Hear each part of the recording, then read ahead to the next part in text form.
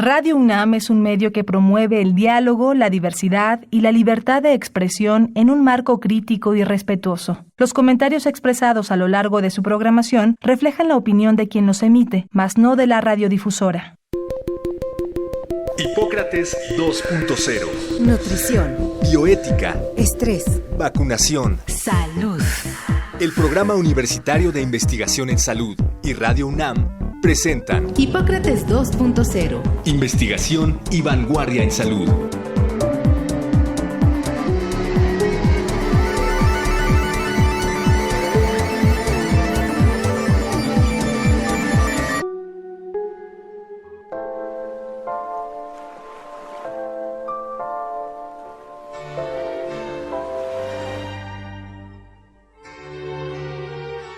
Hola, ¿qué tal? Bienvenidos a Hipócrates 2.0. Yo soy Mauricio Rodríguez. Como cada semana les doy la más cordial bienvenida. Para el programa de hoy preparamos un tema muy relevante porque pues ya vimos que la importancia del personal de salud durante la pandemia fue crucial y desde luego la salud mental del personal de salud es doblemente importante porque si no está bien el personal de salud no va a poder hacer correctamente su trabajo y entonces el problema de la pandemia o de la emergencia se puede complicar.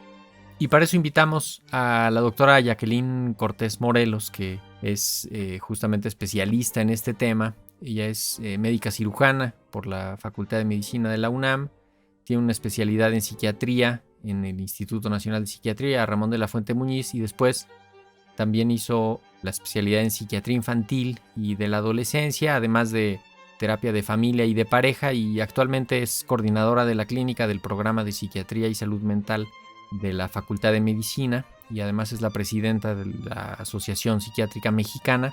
Durante mucho tiempo también profesora en la Facultad de Medicina y nos da muchísimo gusto tenerla aquí en Hipócrates 2.0. Lo primero que quiero es darte la bienvenida, Jacqueline. Muchísimas gracias por aceptar la invitación. Al contrario, muchas gracias por la invitación, Mauricio.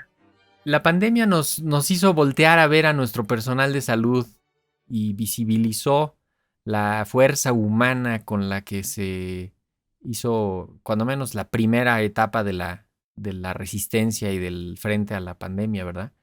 ¿Cómo podríamos hablar sobre la importancia de la salud mental en el personal de salud durante la pandemia? Pues la salud mental es sumamente importante, tanto en el personal de salud como en todo el mundo.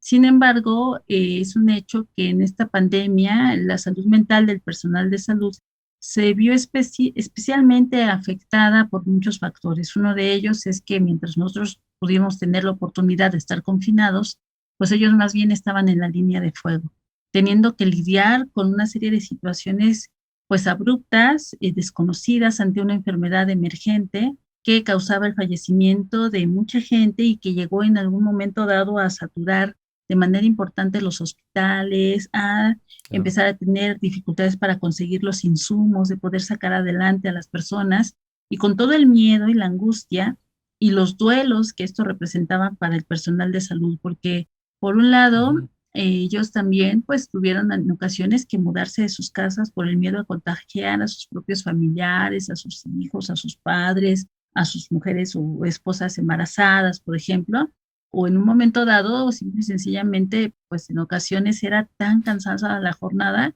que pues se la vivían en el hospital y preferían quedarse a dormir en los hospitales que tener que trasladarse y así que regresar a unas cuantas horas después. Entonces, el cansancio físico, el impacto y la angustia emocional y el miedo también a contagiarse ellos mismos, el empezar a tener duelos porque empezaron a tener también pérdidas, no solamente de seres queridos, como todo el mundo estuvo expuesto a perder seres queridos a causa de la COVID-19, sino también pérdidas de sus colegas, de sus compañeros de trabajo.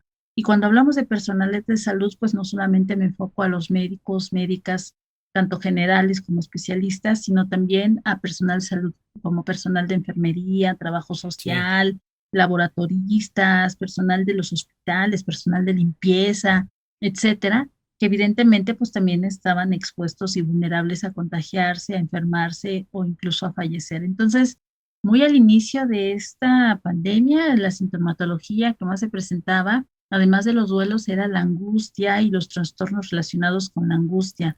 con un Sí. miedo y natural, pero que en un momento dado podría desencadenar a quien ya trae una vulnerabilidad genética de padecer algún trastorno de ansiedad, pues a presentarla en ese momento ante estos Ya. eventos estresantes tan fuertes. Déjame agregar esto que vimos que en serio era impensable, increíble que estuviera ocurriendo de agresiones al personal de salud. Gente que la echaron desde los cuartos, las casas que rentaban, en la vía pública los agredieron sus propios vecinos. Así es, de hecho nos tocó atender en psiquiatría y salud mental, el departamento donde trabajamos, personal de salud que iba con sintomatología de estrés agudo o de trastorno de estrés postraumático, después de haber sido agredidos por la comunidad o por la sociedad, pues por ignorancia, por miedo a contagiarse. Me tocó atender el caso de un chico que él estaba estudiando o estaba haciendo su servicio social en enfermería y que pues lo bajaron a empujones de un vagón del metro y tenía tanto miedo y tantos, son Sí. sentimientos entre el miedo, la angustia. En ese momento, cuando lo bajaron a empujones del metro, tenía miedo de que lo golpearan. La situación fue tan impactante para él que pues sí le generó un trastorno por estrés postraumático y bueno, hubo gente que agredieron físicamente, que les aventaban café caliente, que les aventaban Sí, cloro. nosotros hicimos en mayo del 2020 una encuesta en 300 prestadores de servicios de salud.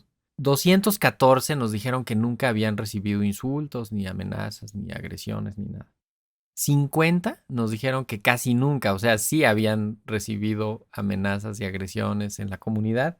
12 nos contestaron que frecuentemente, y era más frecuente en mujeres, 7 mujeres, y muy frecuente 5 personas. Y les preguntamos en esa misma encuesta que cómo se sentían y la mayoría estaban entre bien y regular y 1.8% decían que estaban muy mal. O sea, entre mal y muy mal casi era el 10, el 12%, ¿no? Y era mayo de 2020.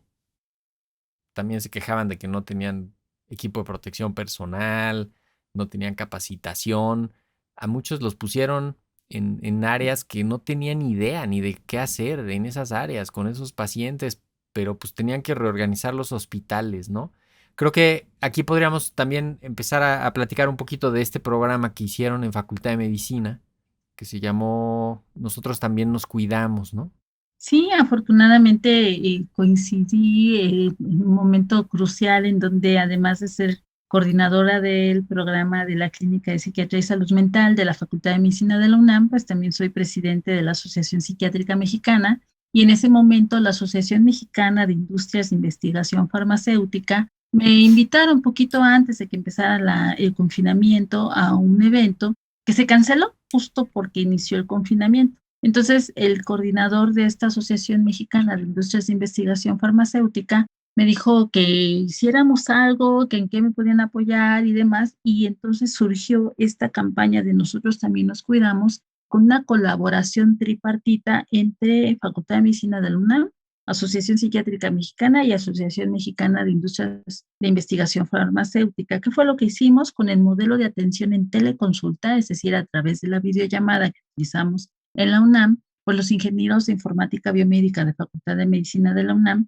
utilizamos ese modelo para replicarlo en la Asociación Psiquiátrica Mexicana y con socios de la Asociación Psiquiátrica Mexicana, todos ellos y ellas psiquiatras que estuvieron dando atención de manera voluntaria, sin cobrar absolutamente nada, todo fue totalmente voluntario. Estuvimos atendiendo al personal de salud que trabajara en instituciones COVID y a familiares, personal de salud que hubiesen perdido algún ser querido a causa de la COVID.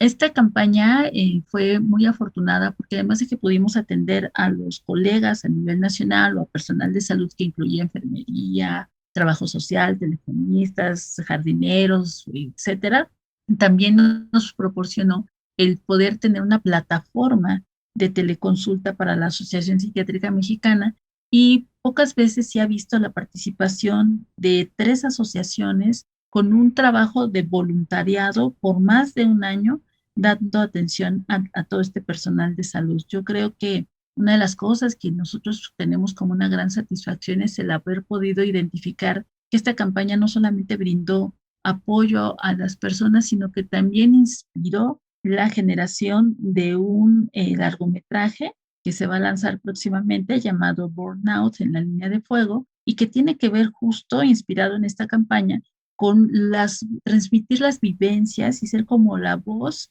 que pueda expresar las emociones, los sentimientos y las experiencias que muchas personas del personal de salud estuvieron pasando durante la pandemia y el confinamiento, ¿no? Personas que trabajaron en estas instituciones. Sí, qué valioso trabajo el que hicieron de por sí, el programa y que no quede nada más en eso, sino en este documento que dices que se va a publicar pronto, donde la gente puede ver y revalorar lo que ocurrió y también verse ahí reflejado. Podemos hacer un programa de eso. Sí, sería padrísimo. ¿Por qué no nos cuentas un poco de qué tipo de personal de salud fue el que más se acercó a estos servicios y qué tipo de problemas fueron los más frecuentes que estuvieron viendo? ¿Cómo cuántas consultas habrán dado? Pues dimos más en el periodo que estuvieron trabajando? de 600 consultas, y un dato curioso es que muy al inicio de la campaña casi nadie asistía, a pesar de ser un programa gratuito, sin costo y demás, casi nadie asistía a la campaña. Y uno de los factores que interviene muchísimo es que cuando uno se está formando como médico, pues casi siempre te enseñan a no quejarte, a no comer, a no dormir, a expresar tristeza. Eso te hace bueno, ¿no? Exacto. O sea, el bueno es el que aguanta. Claro, y tú estás ahí para ayudar Terrible. al paciente, no para que te pongas a llorar con él, sino no lo ayudas. Y no digo yo que llores con el paciente, pero eso no quiere decir que tú no sientas tristeza, angustia, Claro. miedo. Y si a eso le sumamos que existe esta como visión de la sociedad de que los superhéroes o el héroe o los héroes ahora son los médicos, y pues uno dice, pues es que uno es ser humano, uno no es un héroe que tenga superpoderes o que no pueda en un momento dado sentirse mal. En general es visto como vergonzoso que un médico o que alguien exprese sentimientos de tristeza, de llanto, de angustia, de miedo, de trauma, porque teme a ser criticado, teme a que a lo mejor no pueda funcionar adecuadamente, y muchas veces tendemos como que a negar por mecanismos de defensa inconscientes que tenemos los seres humanos ante los conflictos. Utilizamos la negación, la racionalización, y entonces justificamos cómo nos sentimos a través de, pues cómo no voy a estar sin energía y cansado y apático si pues llevo muchas horas sin dormir, y cómo no voy a estar triste, pues es normal, pues si veo tanta gente enferma o muriendo, pues es normal que esté triste. Pero no te das cuenta que cuando tienes esta sintomatología, vas juntando criterios diagnósticos para un trastorno depresivo mayor, para un trastorno de ansiedad, y entonces, pues, si no lo identificas, no lo tratas, y evidentemente, si tú no estás bien, no puedes ayudar de manera adecuada a tu paciente. Y se le abre la puerta a otros trastornos, ¿no? Empiezas a comer mal, puede ser que o te pase algo por comer mal o que tengas obesidad, sobrepeso, alguna enfermedad relacionada con eso, o que empieces a tomar sustancias, a aumentar la ingesta de alcohol, a aumentar la ingesta de tabaco, a utilizar alguna otra droga o algún medicamento. Por ejemplo, muy al principio, cuando se utilizaba todo este equipo tipo astronauta de protección, pues las personas pasaban muchísimas horas no solamente de no comer, sino tomaban muy poquito líquido, porque quitarse el traje representaba un riesgo. Los momentos en donde el personal más se contagiaba de COVID-19 era en el momento en que se cambiaban su ropa, su traje, y entonces trataban de consumir pocos líquidos para no tener que estar yendo tanto al baño, y se aguantaban la sed durante muchas horas, o el hambre, o a veces los mismos síntomas. No, imagínate que te tocaba un medicamento a esa hora, pues ya no te lo tomas. Exacto, para alguna enfermedad que tuvieras, ¿no? Sí, tal cual. Y los buscaron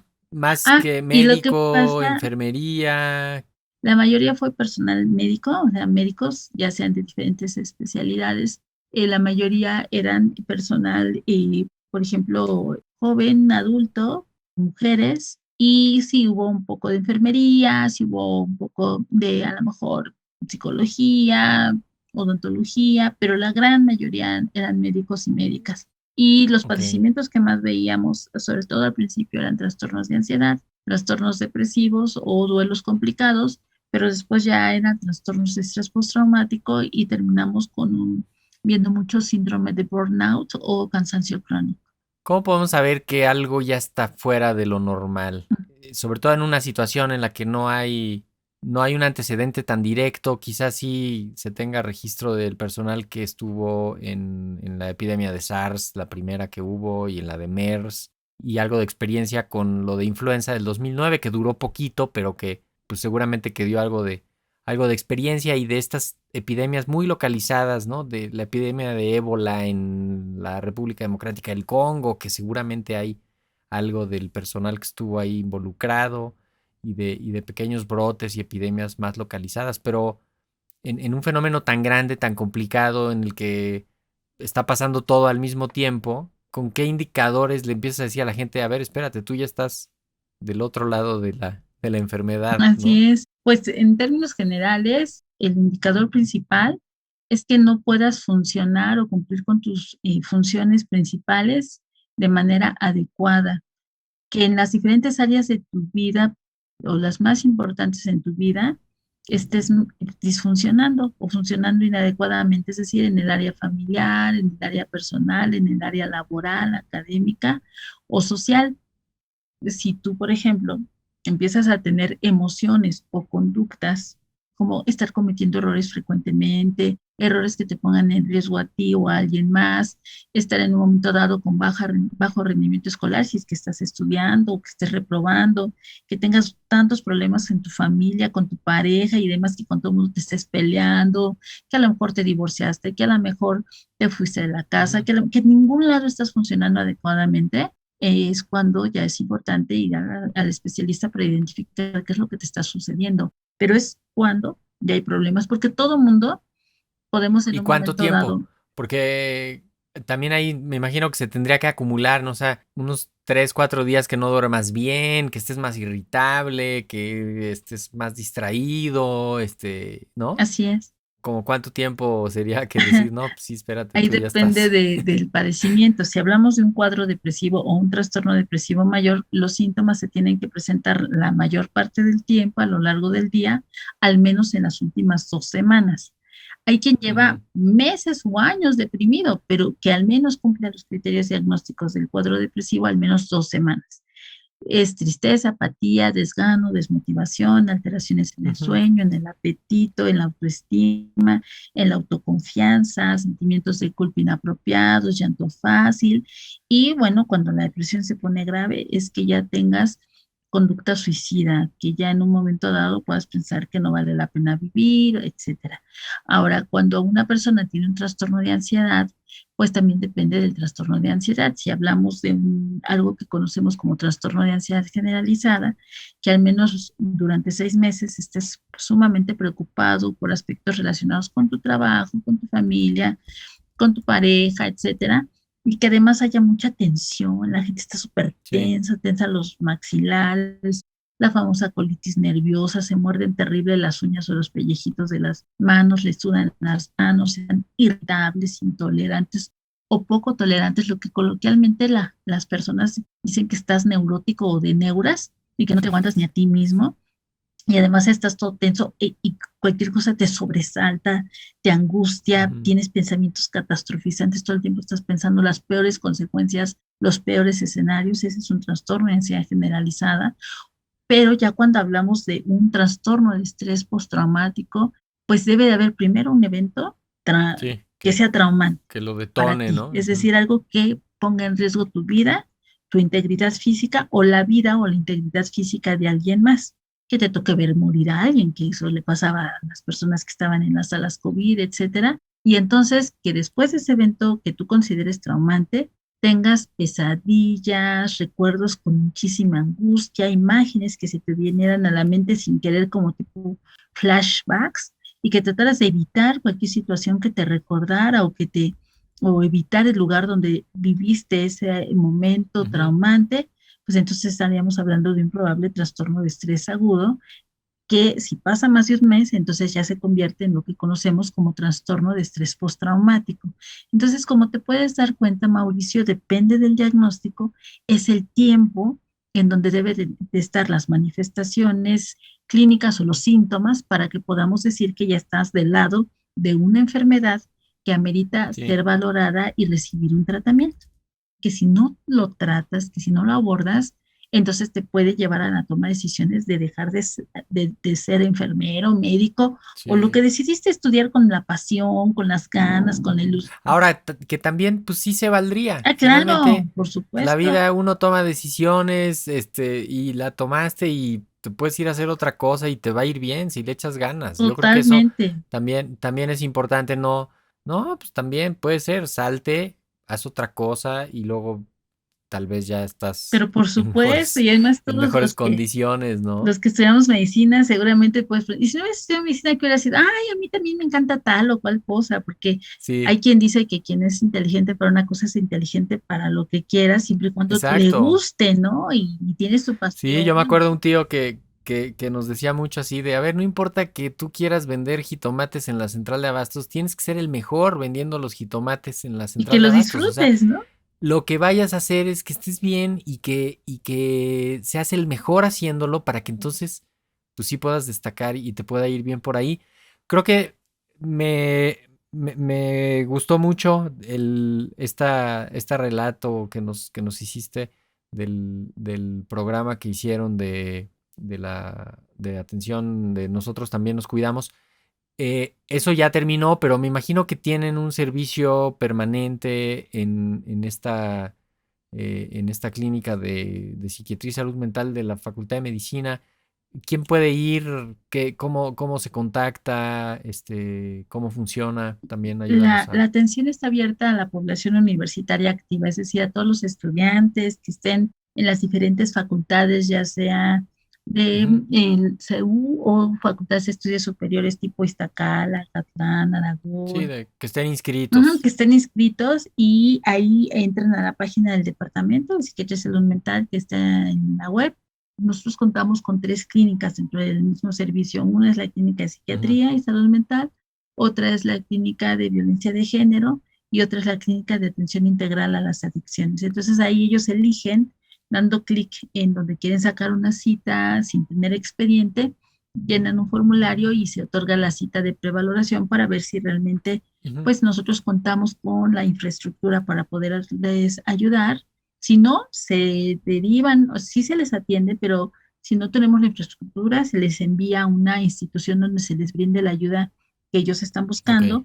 Y si sí la tenemos, con mucho gusto, ahí se les atiende en línea. Ahorita pues, mantenemos la atención en línea, pero bueno, vamos a ver cómo se presenta en un futuro, porque poco a poco hay un regreso Sí. ya Y, es- escalonado, ¿no? A las y esto es importante, todos los estudiantes de las residencias médicas y todos los estudiantes de medicina que ya están en las áreas clínicas y que pareciera que ya no están tan conectados directamente con la universidad, pero siguen siendo estudiantes activos de la universidad. y las Entonces, atendemos. trabajadores y personal académico Sí, de también, la, de la aunque la universidad gran, también gran mayoría son estudiantes, por un lado, son porque estudiantes. además Ok. de que atendemos a estudiantes de licenciatura, atendemos a estudiantes de posgrado y de pregrado, por ejemplo, CCHs, preparatorios pertenecientes a la Ah, UNAM. del bachillerato Así también. es. Muy bien. Ujú. Tenemos que despedirnos, Jacqueline. ¿Con qué idea quieres cerrar este programa? Con la idea, es que me quedé un poco con el pendiente de que sí se Ujú. vale cambiar de decisión en cuanto a lo que te quieras dedicar en la vida, pero sí es importante que si la toma de decisión fue a partir de un momento traumante, de un momento estresante o de una mala experiencia, pues yo sugeriría el acudir a una terapia para tomar una decisión lo más acertada posible y que te haga sentir muy bien y que no sea una decisión tomada desde el miedo, desde la angustia o desde una mala experiencia, sino una decisión tomada pues desde que realmente tú quieres o tienes el deseo Sí, genuino de dedicarte a otra cosa. absolutamente. Ujú, Y que sí se vale pedir ayuda. La salud, hay claro, muchos profesionales de la salud mental que están dispuestos a ayudar, están entrenados para ayudar, están esperando poder ayudar. Ese es su trabajo. así es. Y sí se vale decir, no puedo con esto, quiero ver qué más encuentro por ese otro camino. A veces hay leyendas ocultas de lo que es la atención en salud mental y me acuerdo de una cita de Rolando Villazón, el cantante, que decía que la gente cree que es como meterte a la selva de tu interior y que no sabes qué demonios va a haber. Y cuando descubres que gracias a la terapia encuentras todas esas bellezas ocultas que hay en la selva, pequeños detalles, criaturas hermosas, las flores más bellas, etcétera, pues te das cuenta que justamente la terapia te sirvió para todo eso y en estos casos te puede ayudar a tomar una mejor decisión, a corregir algún rumbo. Y yo creo que eso es una tarea muy buena que tienen los terapeutas, ¿no? Hombre, buenísimo. Y además de que te ayuda a conocerte mejor, también te enseñan estrategias para enfrentar mejor los conflictos, enfrentar mejor el día a día. Y bueno, pues qué padre que lo menciones, porque efectivamente otro mensaje que quiero dejar es que si tus emociones no te permiten tener una buena calidad de vida, si tus conductas te hacen tener problemas o no funcionar adecuadamente, no dudes en acudir al especialista en psiquiatría en salud mental o algún especialista en salud mental, puede ser un psicólogo, una psicóloga, para que pues te podamos brindar el apoyo que necesitas y vivas la calidad de vida que te mereces. No solamente Así tú, es. sino tus seres queridos, tu familia, tu pareja, porque si tú no estás bien, tu sistema tampoco va a estar bien, ni tu familia, ni tu Y pareja. si atiendes pacientes, imagínate, No, si no hombre. estás bien, ¿cómo vas a atender a un paciente bien? Lo vas a hacer mal, lo vas a dañar, lo vas a marcar y se va reproduciendo ahí una cadena de errores. Así Terrible. es, así es. Perfecto, pues dicho lo anterior, cerramos este programa. Muchísimas gracias, Jacqueline Cortés Morelos, psiquiatra con varias especialidades y ahora actualmente coordinadora de la clínica del programa de psiquiatría y salud mental de la Facultad de Medicina de la UNAM y presidente de la Asociación Psiquiátrica Mexicana. Muchísimas gracias por ese trabajo que hicieron tan padre y muchas gracias por haber estado en Hipócrates 2.0, Jacqueline. Muchas gracias, Mauricio, por la invitación. Encantada de estar aquí. Gracias. Con esto nos vamos. Yo soy Mauricio Rodríguez. Qué bueno que nos escucharon. Muchísimas gracias. Esperamos que nos acompañe la próxima semana. Esto fue Hipócrates 2.0. Quédense todavía un rato más acá en Radio UNAM. Hasta la próxima. Agradecemos al Dr. Samuel Ponce de León, coordinador del Programa Universitario de Investigación en Salud y coordinador académico de esta serie. El Programa Universitario de Investigación en Salud y Radio UNAM agradecen tu escucha. Te esperamos la siguiente semana para platicar sobre lo último en materia de salud e investigación En Hipócrates 2.0. Investigación y vanguardia en salud. Se despiden de ti en la producción Patti Gamboa, Héctor Castañeda y Alejandra Gómez. Hipócrates 2.0. Radio UNAM. Experiencia Sonora.